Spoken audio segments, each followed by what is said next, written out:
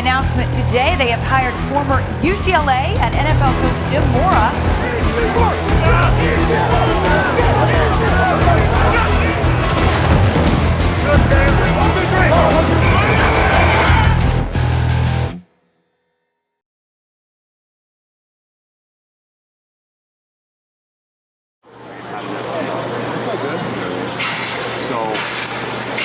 Why don't we do, you tell me, okay, because I want to be smart with this, like, routes on air, you know, I'm trying to, like, limit this coach, obviously, they've got a lot of it.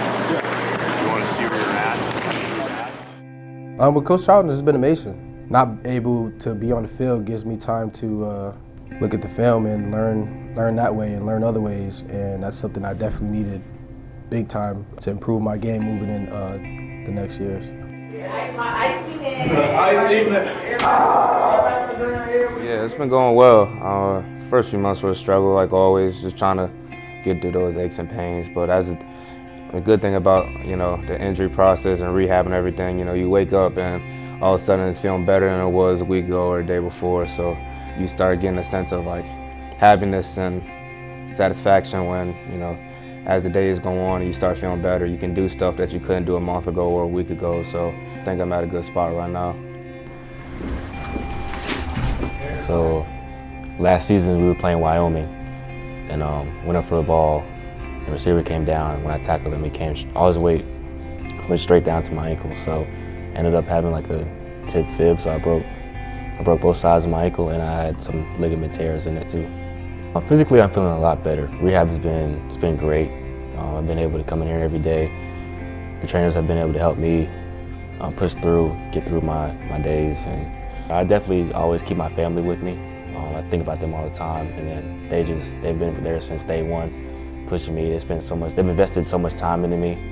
So I definitely do it for them, for myself, because I've always been through adversity. It's a blessing in disguise because rehab, you know, is very like mentally taxing. You know, you'll have your good days, and you'll have your bad days. You know, it's a battle every day, trying to keep yourself up. You're not on the field playing with your brothers, but you know, I try to stay in the back, just doing whatever I can, stay engaged, get my mental reps in. You know, shadow the defense, do whatever I can, stay in the playbook. Definitely helps you mature.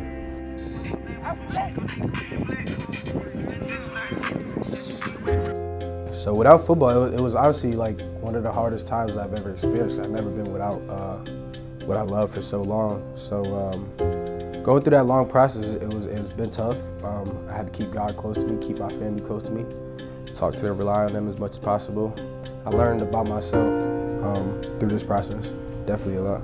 So right now I'm feeling actually pretty good. I think my timeline, I think I'm ahead of schedule, maybe, I'm not sure, but I've been feeling good. I've been moving around way better. I've been doing a couple things. I might get in a little 7-on-7 maybe, hopefully before the spring end. But I've been feeling good though. First, the most important thing I learned is that, you know, the teammates that I have and the brothers that I have with me, second to none. I mean, almost everybody talked to me at some point about it and wished me well, you know, wished me speedy recovery, to come back and everything. So that was the first thing I learned. I got a good, you know, supporting cast around me. Same with the coaches as well. Coach Allen's been, you know, he teaches me things that, you know, I've either never heard before or I've heard before that, you know, I could vouch for. So both of those, you know, let me know how real of a coach he is, a great person as well. And I mean, I think he's a coach that can take my game to the next level. So I believe in him 100%.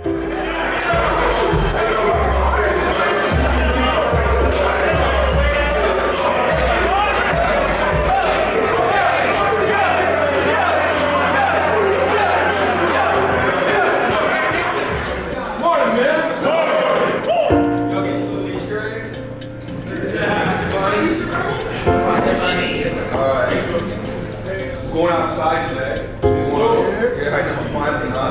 going on the upper field.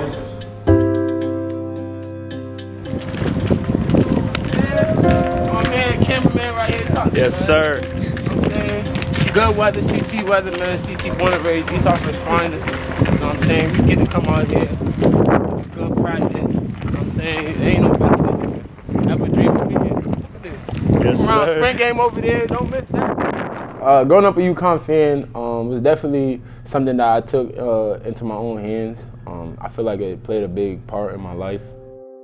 So Goal Line basically was an outreach program that UConn started that reached back out to my East Hartford Middle School, and they were working with like youth that were at risk at the time and got in trouble, and were just having challenges getting on the right track. And what this football program did was very eye-opening to some of my fellow classmates and even me. Just seeing a UConn football player I admire so much, just right next to me reading books with me, it just gave us that insight that we would be able to do whatever we want in this world if we ever put our mind to it. That's what made me love UConn football so much. Seeing Andre Dixon, Jordan Todman, I could go on and on. Seal Moore, just wreak havoc on the field. That just made me feel good about coming here and wanting to do the same.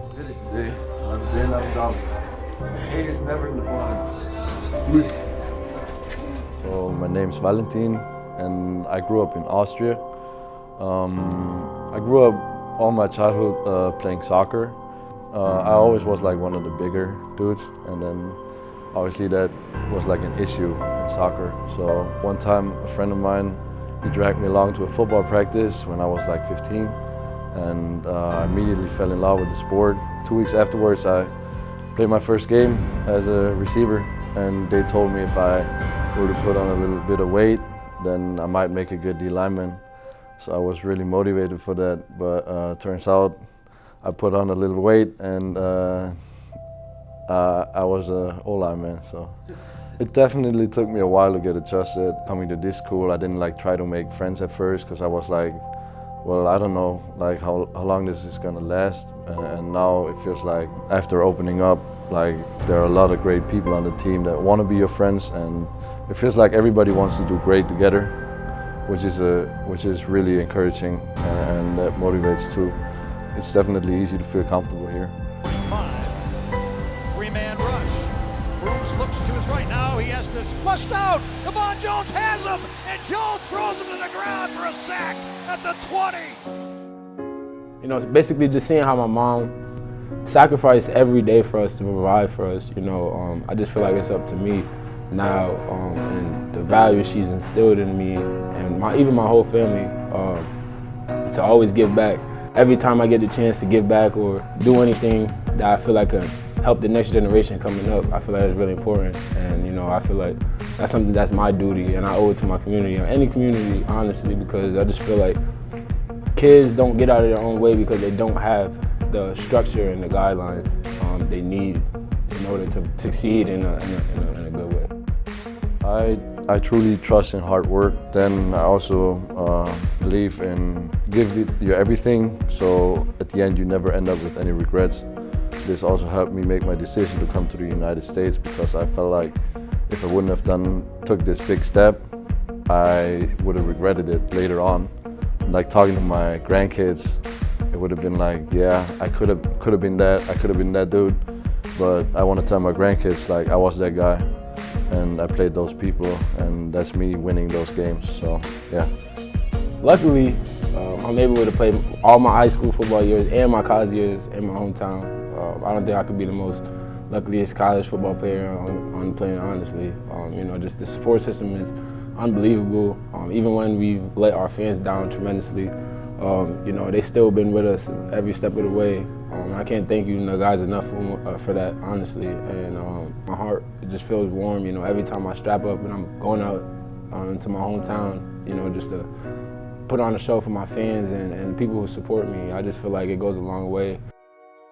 Home, a place where I can go to take this off my shoulders. Someone take me home. It's been a long time coming.